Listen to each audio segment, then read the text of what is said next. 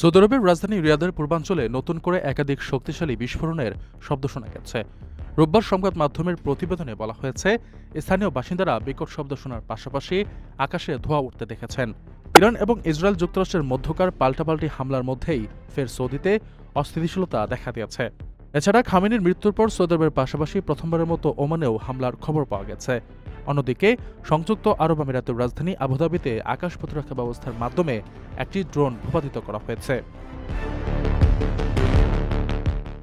তবে ধ্বংস করা ড্রোনের একটি অংশ আবুধাবির ইতিহাদ টাওয়ার্স কমপ্লেক্সের একটি আবাসিক ভবনের সামনের অংশে আঘাত হানলে এক নারী ও তার শিশু সন্তান সামান্য আহত হয়েছেন। তার আগে ওমানের দুকুম বন্দরে ড্রোন হামলায় এক প্রবাসী শ্রমিক আহত হওয়ার খবর পাওয়া যায়। এদিকে আরব বিশ্বের মার্কিন সামরিক ঘাঁটিতে হামলার খবর ছড়িয়ে পড়ার পর দেশগুলোতে থাকা বাংলাদেশি প্রবাসীরা আতঙ্ক ও অনিশ্চয়তার মধ্যে দিন কাটাচ্ছেন। কুয়েত, কাতার ও আমিরাতের বিভিন্ন অঞ্চল থেকে তারা নিয়মিত বিস্ফোরণের বিকট শব্দ শুনতে পাচ্ছেন বলে জানিয়েছেন। আবুধাবিতে বসবাসরত এক বাংলাদেশি জানান, প্রবাসীদের মধ্যে ব্যাপক আতঙ্ক ছড়িয়ে পড়েছে। এখানে সবাই আতঙ্কিত, কেউ বিস্তারিত কিছু বলতে পারছে না, তবে একটা ভয়ের পরিবেশ তৈরি হয়েছে।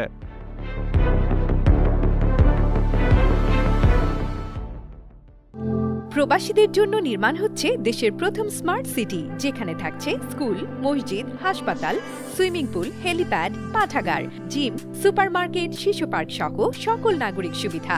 মাত্র ৩০ লাখ টাকা বিনিয়োগে মিলছে আকর্ষণীয় ফ্ল্যাট।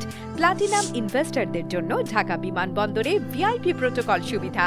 বিস্তারিত জানতে যোগাযোগ করুন স্ক্রিনে দেয়া হোয়াটসঅ্যাপ অথবা ইমো নাম্বারে।